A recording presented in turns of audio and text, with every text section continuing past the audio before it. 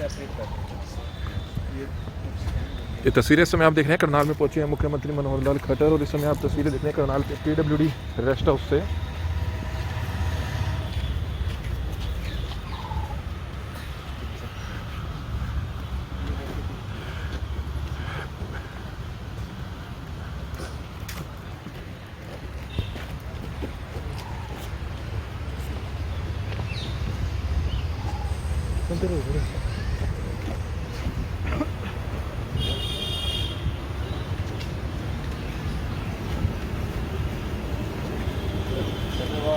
ठीक sir.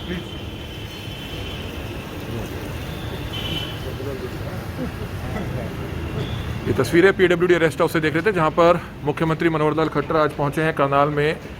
BJP के जो प्रदेश अध्यक्ष हैं सुभाष बराला, उनकी बेटे की शादी में एक कार्यक्रम में उनका आना हुआ था, और कुछ ही देर में वह कोशिश करेंगे कि मीडिया से भी वह बातचीत करेंगे। और हमारी आप सभी से अपील है कि जो भी लोग इस वीडियो को देख रहे हैं, इस वीडियो को ज़्यादा से ज़्यादा शेयर जरूर करें। ये तस्वीरें आपने देखी, करनाल पहुंचे थे मुख्यमंत्री मनोहर लाल खट्टर, और आज हम आपको बताना चाहेंगे कि करनाल के कैथल रोड पर स्थित राजघराना में जो है आज शाम को एक शादी समारोह में जो है शिरकत करने मुख्यमंत्री पहुंचे हैं। जो पार्टी के प्रदेश अध्यक्ष हैं सुभाष बराला, उनके बेटे के रिसेप्शन पार्टी में जो है मुख्यमंत्री यहाँ पर पहुंचे हैं। आप तस्वीरें देख सकते हैं कि उनका काफिला इस समय PWD रेस्ट हाउस में पहुंचा है, और कोशिश करेंगे कि मीडिया से भी वह बातचीत करेंगे। और जुड़े रहिएगा हमारे साथ, जो भी लोग इस वीडियो को देखें, इस वीडियो को ज़्यादा से ज़्यादा शेयर जरूर करें। नमस्कार।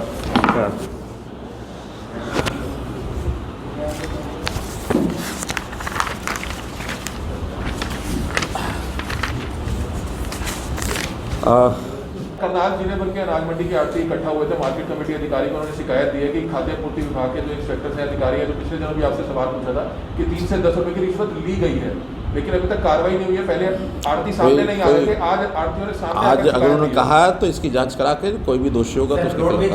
मित्रों,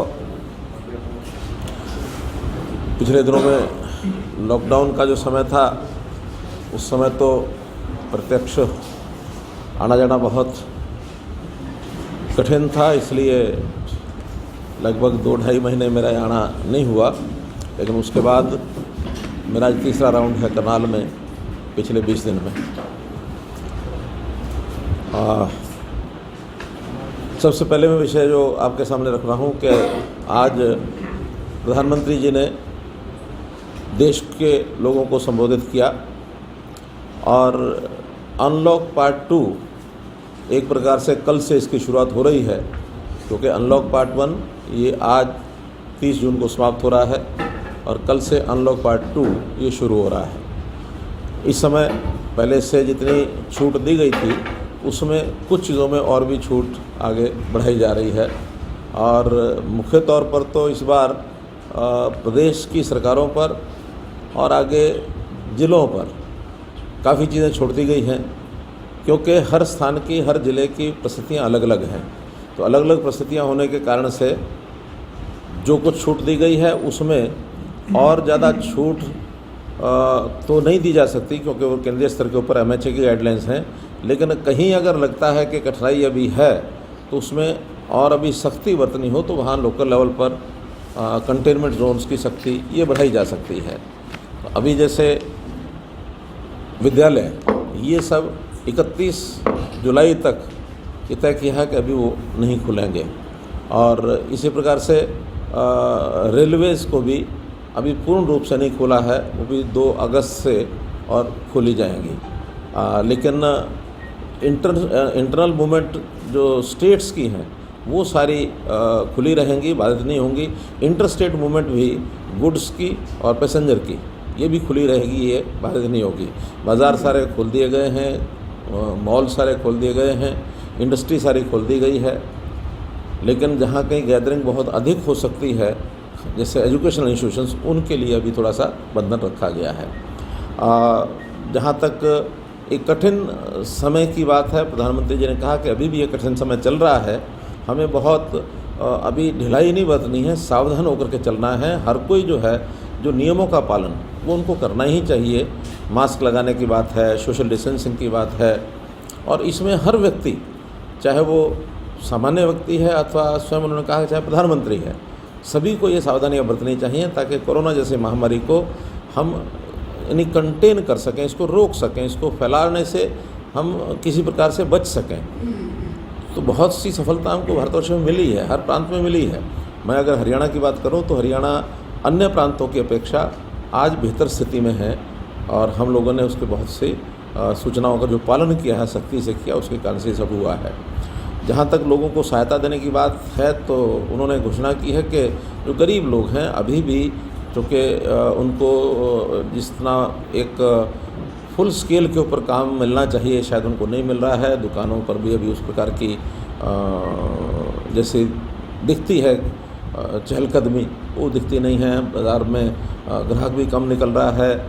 तो इन कठिनाइयों के कारण से एक जो घोषणा की है, उन्होंने कहा कि जो हमने 3 महीने का मुफ्त राशन दिया था इसको गरीबों के लिए और आने वाले दिवाली तक इसको एक्सटेंशन कर दिया कि 5 किलो चावल अथवा 5 किलो गेहूँ हर व्यक्ति के हिसाब से, और ये आगे 5 यानी दिवाली यानी 4 महीने, अभी 5 महीने और बचे हैं, तो 5 महीने का ये राशन भी मुफ्त में मिलेगा बिना किसी कीमत के, और लगभग 80 करोड़ लोगों को देश भर में इसका लाभ होगा। हमारे यहाँ भी हरियाणा भी मैं कह सकता हूँ कि 2.25 करोड़ लोगों को इसका लाभ मिलने वाला है। तो ये उन्होंने घोषणा की है और इस सारे का एक प्रकार से उन्होंने जो कहा कि हमारी जो सामान्य गतिविधियाँ आगे बढ़ रही हैं, इसमें किसानों को भी एक बहुत बड़ा एक उन्होंने योगदान देने की बात की है कि उनको श्रेय जाता है कि किसान डट करके देश के आदमी का, समाज के लोगों का पेट भरने का जो काम कर रहा है वो किसान कर रहा है। और हमारे यहाँ के जो मज़दूर हैं वो भी लगातार काम में लगे हैं। जो यहाँ से मज़दूर एक प्रकार से अपने अपने प्रदेशों में काफ़ी मात्रा में चले गए थे, उन्होंने भी वापस आना शुरू किया है और वापस आकर के फिर से वो अपने अपने काम में लग गए हैं। तो एक प्रकार की आगे की सावधानियां भी उन्होंने बताई हैं। हमारी जो नॉर्मल स्थिति हो रही है उसके बारे में उन्होंने बताया है। किसी भी कारण से हमको ढिलाई नहीं बरतनी है, ये सारा आगाह उन्होंने किया है। और सामान्य तौर पर एडमिनिस्ट्रेशन नाते से चाहे वो स्टेट गवर्नमेंट है, चाहे वो ज़िले के एडमिनिस्ट्रेशन के रूप में है, सब लोगों को अपने अपने दायित्व को निभाना है, ऐसा आज का उनका जो आह्वान था उसकी मुख्य बातें थी। सर, भारत ने 59 चाइनीज ऐप को बैन कर दिया है और लगातार कमांडर स्तर पर बातचीत भी चल रही है। किस तरीके से आप देखते हैं जो ये बैन लगाया गया है उसको?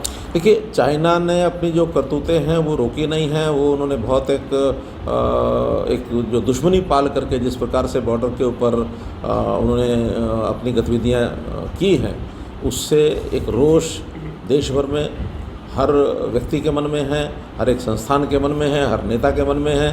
तो हम लोगों ने उसके हिसाब से ही हरियाणा में पहले से ही जो 2 ऐसी कंपनियां थी जिनका टेंडर लेवल के ऊपर कुछ कॉन्ट्रैक्ट हमारा होने वाला था, हमने उसको रद्द किया था।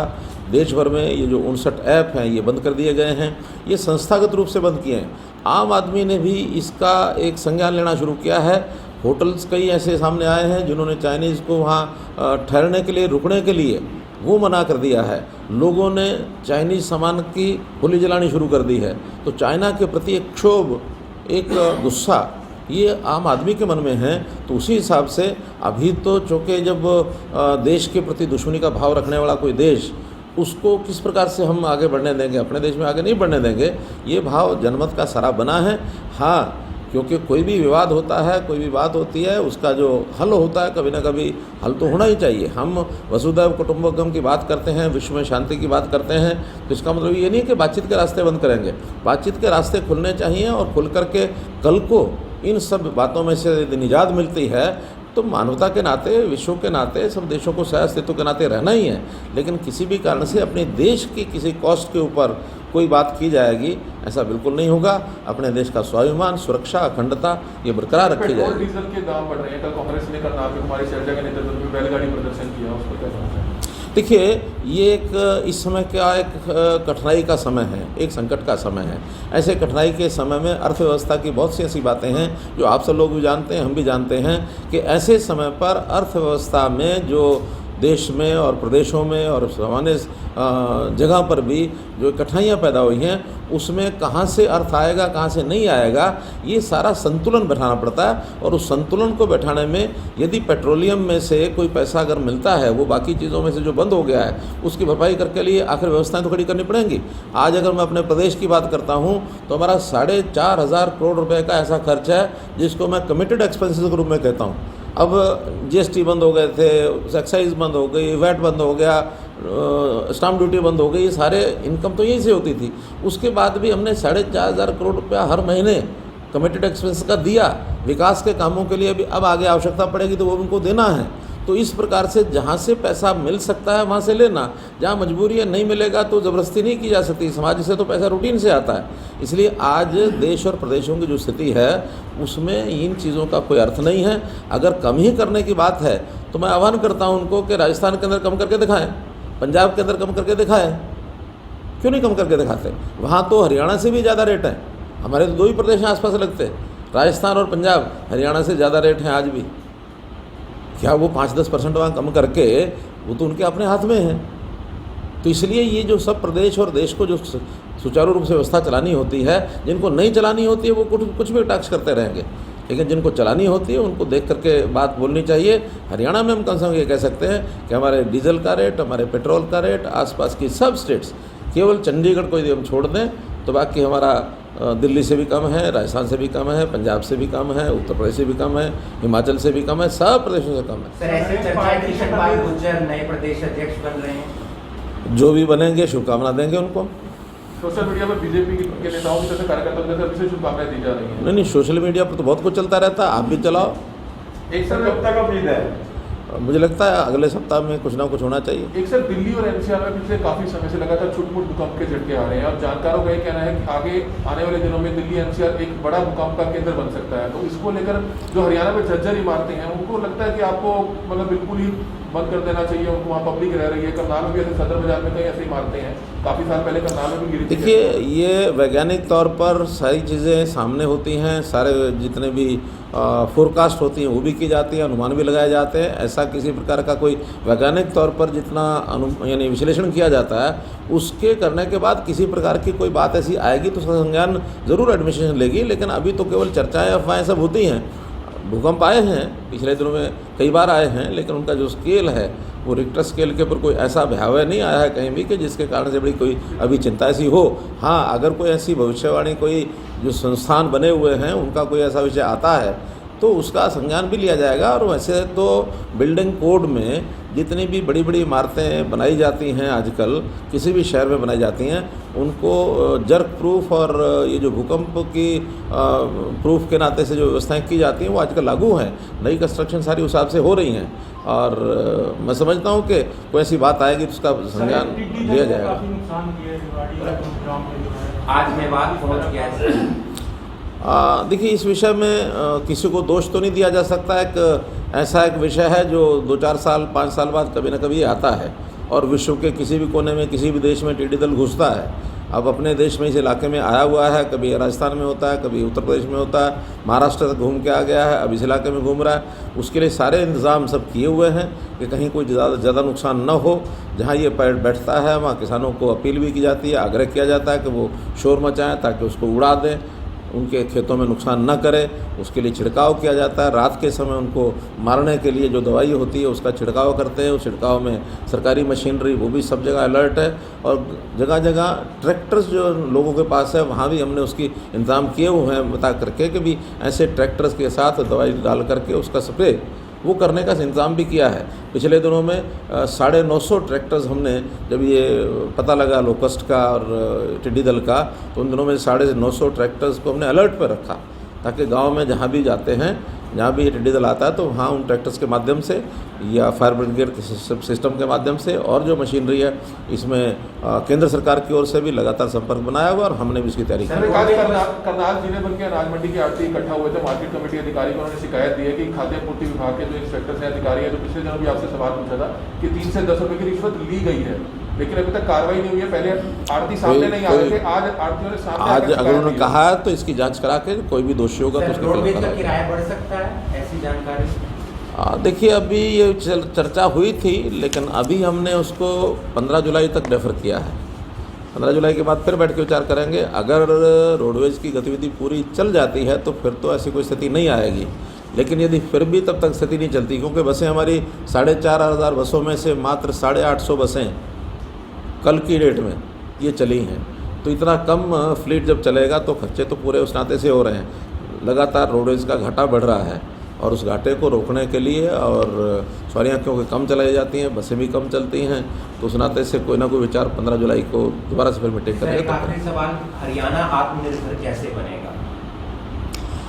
देश भर का जो इतना बड़ा पैकेज प्रधानमंत्री जी ने घोषित किया है, हमने अपनी टीम को, पूरे ब्यूरोक्रेट्स को, मंत्रियों को ये एक योजना बनाने के लिए कह दिया है कि हम उसका 10% का शेयर हर मद में कैसे ले सकते हैं, फिर वो इंडस्ट्री में है, चाहे वो किसानों के काम में है, मजदूरों के लिए है, उद्योग के लिए है, व्यापार के लिए है, इन सब चीज़ों में जो जो लाभ केंद्र सरकार से हम ले सकते हैं उसकी प्लानिंग हम कर रहे हैं। और बहुत सी चीज़ें हमने शुरू भी कर दी हैं, जैसे छोटा जो काम करने वाला ऐसा रेडी फड़ी वाला व्यक्ति है, खोमचे वाला व्यक्ति है, उसको अगर आवश्यकता है तो 10 से 15 हज़ार रुपये तक वो लोन ले सकता है, और मात्र 2% इंटरेस्ट के ऊपर उसको लोन मिल जाएगा।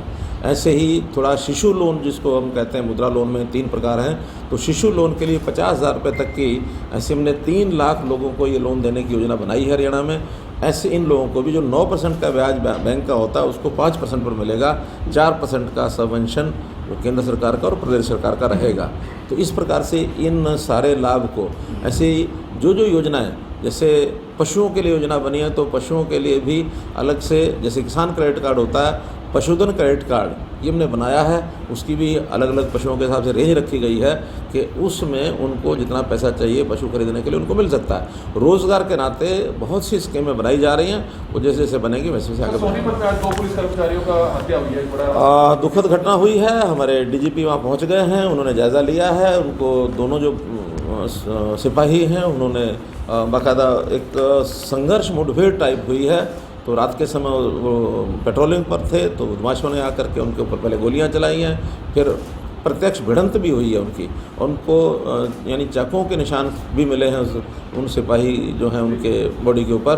तो उनको वीरता के नाते से जो उनका किया जाएगा, उनको सम्मानित किया जाएगा, और उनको जो एक्स ग्रेशिया के जो लाभ हैं सिपाहियों को पूरे दिए जाएंगे। और ऐसे जो दोषी हैं, कल्प्रेट है, स्पेशल टीम बना करके और उनको जल्दी से पकड़ा जाएगा। बेटी की शादी में आना हुआ था। चलिए चलते। एक सूचना है आप सबके लिए बहुत जरूरी।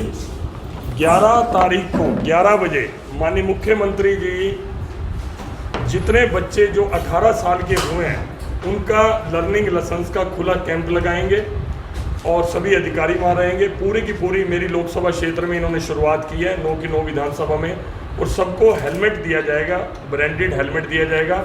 और CSR फंड से जो स्टड कंपनी है वो उन बच्चों को हेलमेट देगी, साथ में हाथों हाथ उनका लर्निंग लाइसेंस बनेगा। और एक मैं क्लैरिफिकेशन भी देना चाहता हूँ, पिछले दिनों घरोंडा में आपने पूछा नहीं, जगमोहन जी चिंता कर रहे थे पत्रकार पूछेंगे, हाँ मैं इसीलिए मैं खुद ही बता रहा हूँ, मैंने वैसे अपनी फेसबुक पे डाल दिया। वो गाली किसी को मतलब व्यक्तिगत रूप से नहीं दी गई। जैसे हम बातचीत करते हैं फ्लो में, लैंग्वेज में, हमारे मुंह से कोई बात निकलती है, किसी को नहीं थी। आज एक पत्रकार बंधु का फ़ोन भी आया, कहने लगे सर्व कर्मचारी संघ वाले कह रहे हैं संजय जी को माफ़ी मांगे। मुझे ये बता दें मैंने किस अधिकारी के लिए वो अपशब्द बोला था, तो मैं उनसे माफ़ी मांग लूँगा। फिर भी मैं जनप्रतिनिधि हूँ, लोग मुझे फॉलो करते हैं। मुझे एक सीख मिली है कि बातचीत करते हुए फ्लो में भी मेरे मुंह से अपशब्द नहीं निकलना चाहिए। लेकिन इसमें संवादहीनता भी बहुत बड़ी वजह है। उस दिन मैंने भी बहुत प्रयास किया दैनिक। हाँ जी, लेकिन वो संवादहीनता ना, लेकिन मैंने अगले दिन फेसबुक पे अपने लाइव डाल दिया। Thank you. तो ये आपने देखा कि किस तरह से मुख्यमंत्री मनोहर लाल खट्टर आज करनाल पहुंचे थे और मीडिया के काफी सवालों का जो उन्होंने जवाब दिया। वहीं कुछ ही देर पहले जब देश के प्रधानमंत्री नरेंद्र मोदी ने भी जो है इस लोक अनलॉक को लेकर जो है बताया कि किस तरह से जो गरीब और जरूरतमंद लोग हैं उनको जो है दिवाली तक राशन दिया जाएगा। और भी कई बातों पर जो है मुख्यमंत्री ने अपनी बातचीत कही, हम आपको बताना चाहेंगे। टिड्डी दल को लेकर जब उनसे सवाल पूछा गया कि कई जिलों में जो है हरियाणा के मेवात की अगर बात करें, फरीदाबाद की बात करें, तो कई जगहों पे जो है उन्होंने नुकसान काफ़ी पहुंचाया। तो उसका कहना है कि मुख्यमंत्री ने कहा कि दवाई का जो है लगातार जो है छिड़काव किया जा रहा है और जो भी नुकसान होगा उसकी भरपाई भी की जाएगी। वहीं सोनीपत में आज जो पुलिस कर्मचारी जो राइडर पर थे उनकी किस तरह से बड़ी बेरहमी से जो है हत्या का मामला सामने आया था, तो उन्होंने मुख्यमंत्री ने कहा कि मामला उनके संज्ञान में है, डीजीपी जो है वहाँ पर पहुँच चुके हैं, मामला बेहद गंभीर था और जो भी पुलिस कर्मचारी हैं उनको वीरता पुरस्कार जरूर दिया जाएगा और उनके परिवार के प्रति उन्होंने अपनी संवेदनाएं भी व्यक्त की। वहीं करनाल की अगर बात करें तो करनाल करनाल में जो आज सुबह हमने आपको खबर दिखाई थी कि किस तरह से जो करनाल की अनाज मंडी के सभी आड़ती हैं, जो करनाल की अनाज मंडी की आड़ती हैं, वो किस तरह से मार्केट कमेटी के अधिकारी में पहुंचे थे, खाद्य आपूर्ति विभाग के एक इंस्पेक्टर पर और अधिकारियों पर जो है किस तरह से भ्रष्टाचार के आरोप लगाए थे। तो वो सवाल भी करनाल ब्रेकिंग न्यूज़ ने मुख्यमंत्री से पूछा, तो उस पर भी मुख्यमंत्री ने जरूर कहा कि अगर आड़ती सामने आकर ये शिकायत दी है तो निश्चित तौर पर उस मामले में गंभीरता से जांच की जाएगी और निश्चित तौर पर उन्होंने जो है करनाल के उपायुक्त को भी आदेश दिया कि इस मामले में पूरी गंभीरता से जो है इसकी छानबीन जरूर की जाए। कमल मिड्डा, करनाल ब्रेकिंग न्यूज़, करनाल।